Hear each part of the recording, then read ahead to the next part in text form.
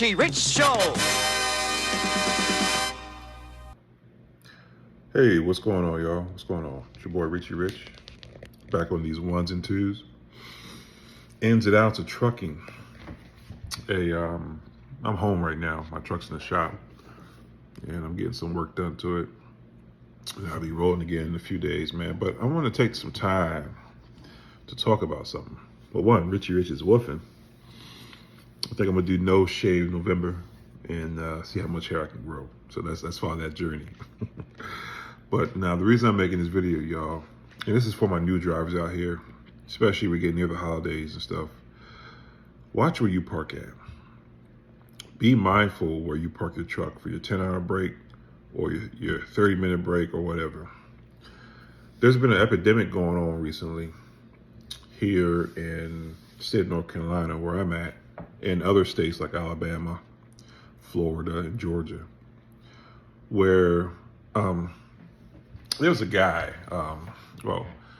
there's a lot of truckers sometimes promote mom and pop truck stops. And honestly, I like mom and pop truck stops, especially ones that are like associated with casinos. You know, those are usually out west, you know.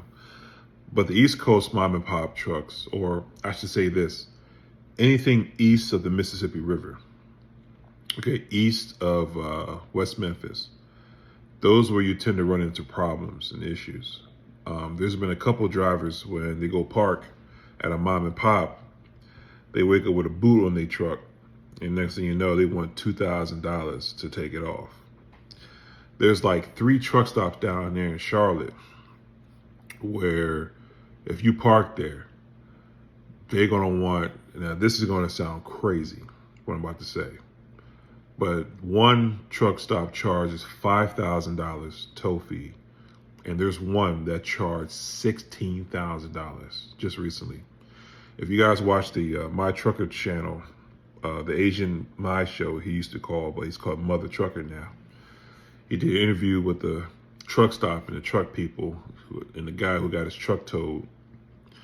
And the guy put a boot on his truck. And when the guy went into the store to get the money to pay him, he ran off with his truck. And he wanted $16,000 to get his truck out. You know, I'm gonna tell you something. Trucking, you know, from my opinion and my experience and what I'm seeing, is a very predatory business, okay?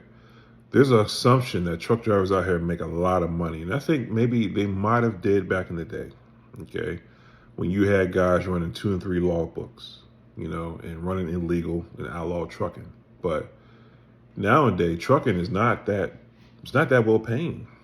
And this is my personal opinion. I know some people come from meager situations where it is a good paying job to them, but the truth of the matter is, trucking to me is not a high paying job, especially now with what's going on with the loads, okay? Like I told you last week, I had a deadhead almost 1,000 miles for loads. And I know you guys are like, well, it's 1,000 miles, but that's kind of like 2 days of lost revenue that you don't make, okay? And I got an email from a fleet manager, and they're saying, be careful what you turn down because you might sit for a day or two. It's not looking any better right now, you know, and fuel prices are going up. And check this shit out. I had a guy, I was up on 70 about 2 in the morning the other day, and this is the reason why I'm here. He was driving a dump truck, and he was doing about 75 miles an hour down the highway, and he didn't have his dump truck secured enough, the tarping secured. A big old rock came flying off the back of his truck, smacked my windshield right dead center. Put a big crack and dent in the whole thing. Now I got to come out my pocket $800 for it. You know, I couldn't catch him because he was a dump truck and he was bobbing in and out of traffic, so I couldn't get a license or any kind of information to make them pay for it. But this is the bullshit we got to deal with, right? But I'm saying that to say is, like, trucking, there's really nobody out here to get you back, because even when that guy was towed down in Gastonia, right? He was towed and he wanted $16,000. the local police didn't do anything to be like, man, that's kind of ridiculous to tow a truck for that much. You know, they just sat there and told him to take it up to civil court. And you know how that is. You know, that's crazy. That's predatory. And I'm shocked now Attorney General or anybody got involved in tow truck companies and truck stops that do that. There's a video I was watching, which I might upload, about a driver who parked at an Alabama truck stop. She came in there real late at night. She said she was tired. She admit she didn't pay for the parking. She said she didn't really see the sign. And that's one thing about these mom and pop joints. They like to put little signs out saying you got to pay for parking.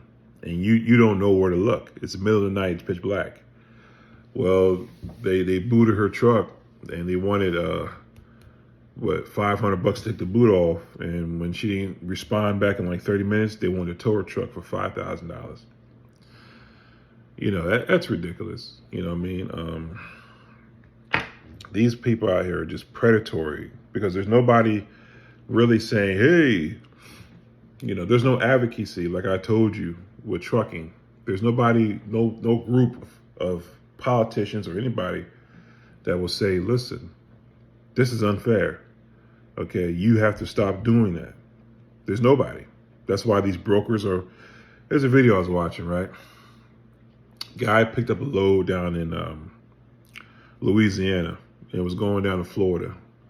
And the broker told him the load paid $1,600. So the guy agreed to take it for $1,600. When the guy gets into the place to pick up, he goes inside, he talks to the logistics side that was there. And they were like, no, this load pays $4,000. And the trucker was like, man, and he got it on tape. And he was like, no, this load pays $4,000. So the broker gave me for $1,600 for go to Louisiana, Florida. I know it's only 680 miles, but still, you know, there's no group of government agency that's like, hey, that's unfair. You know, hey, that's not right. Trucking is only regulated to stop you from doing this job, but not to protect your interests in this job. You know, so the reason I'm making this video is to tell you and warn you, you know, I like to, like I said, I only park at mom and pop truck stops when they're west of the Mississippi and they're like associated with casinos. So like when I get out to Oklahoma, when I get out to Nevada, when I get out to Arizona, you know, the, what is that? The Route 66 casino out there or the Mile High Indian tribe up there, you know, their parking lot and casinos, you know. Other than that, when I get to the East Coast, I don't do it. I used to do it when I first started, you know, but I found those truck stops to have rules like the one I'm telling you. The one time I did park east of the Mississippi, I was down in Baton Rouge at this mom and pop truck stop off of, I want to say that's 59. Woke up the next morning, both my fuel caps were off and I was missing fuel. I was robbed in the middle of the night. So, you know, that's why I don't do mom and pop truck stops or anything that's not part of the big five commercial, you know, Petro, Flying J, TA, Loves, and Pilot. Really, I hate Petro and TA because they're so outdated. I mean, their truck stops are disgusting. You know, when I first started, I used to stop there all the time, at the Petros, because they had the salad bar and stuff like that. But since the salad bar is all gone, you know, I don't park there anymore. So anyway, guys, I'm just dropping a quick video. I ain't gonna make this long. You know, I just want you guys, new guys and old guys, you know, if you don't know, now you do. Be careful, man. Truck parking is becoming an issue. A few times last week, I had to park in the fuel pump. And that sucks. You know, when you're sleeping and about 9 o'clock in the morning, you get this banging thud on your door, you know. If your pump's open now, I'm still tired. So trucking just getting harder, yo. And we're just managing. But stay motivated if you guys want to stay motivated, you know. We're getting into the end of the year and it's looking kind of gamey a little bit. You know, revenues has been kind of mid.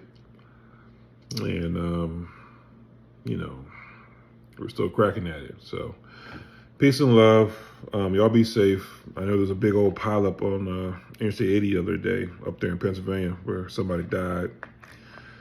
Y'all listen, even though we're under a lot of pressure and, dispatcher brokers are putting pressure on you, listen, when that snow and ice start coming, park it, man. Don't risk it. I wouldn't. I know we have to make money, but God, those situations there are so dangerous. It reminds me of a quick one. Fleet manager sent a message telling everybody, look, you guys have to take stuff going into the bad areas. We cannot because we have contract obligations. And he's right. They do. But sometimes the risk is not worth the reward. Okay. Some of the worst snowstorms I've been in my life were Wyoming and Buffalo, New York, parts of Nebraska, Colorado. I'm talking where I was stuck for a week, So the risk is not worth the reward just to have their freight on your truck. I learned that years ago. I spent a week up in Wyoming one time. I drove across it. It was sunny and clear skies. I swear to God. I said, you know what? I got a load from Chicago going back over to San Francisco. I was like, you know what? I'm going to do it again. Beautiful ride. It was calm winds, beautiful sky. Halfway through that drive, once I got over Laramie, it was Armageddon. 100-mile-an-hour winds, snow drifts up to 6 feet. I was stuck at the Flying J in the middle of Laramie for a week. They closed the highway down. It was ice, about 3 feet of snow. I mean, it just shocked me. So be careful, y'all. Be mindful. Other than that, peace and love. All right. Bye. Holland says she's locked herself in her truck at a truck stop at the intersection of East Shelby Drive and Mendenhall. She says she's staying inside the 18-wheeler in order to prevent it from being towed by A1's towing and hauling company. Talk face-to-face with Holland, but security were trespassing on private property. It only talked to Holland by phone from the sidewalk. He won't take any of my credit cards. He won't take the owner's credit card of this company. He won't take money. He won't take a check. Nothing. He's gonna tow it so he can take everything you got. She says she parked in the lot at 8 p.m. Thursday night and admits she didn't pay the parking fee. According to a sign posted on the side of the building, all payments are due immediately after parking. The sign goes on to say all violators will be towed and booted at owner's expense. Holland says she fell asleep but was awakened by a man telling her he booted her truck, and in order to remove it, she would have to pay $275 fast. Giving me 25 minutes at 3:30 in the morning to fix it. Oh, you can't fix it. It's too late now. The tow truck's gonna tow your truck. She says after multiple attempts to pay through the parking app, her card, as well as the company card, were declined. Afraid her truck would be towed if she got out to get cash, she stayed in the truck. At this point, it's a battle of the wills, see who's going to hang in here the longest. This is the latest incident involving A1's towing and hauling. Gene Sweeney with Church Transportation and Logistics, the company that owns the truck, says his company has had other run-ins with A1's towing. He acknowledges, however, his driver should have paid when she first parked on the lot. We deserve to be held accountable, but we need to be held accountable to the standards that are in place by the city.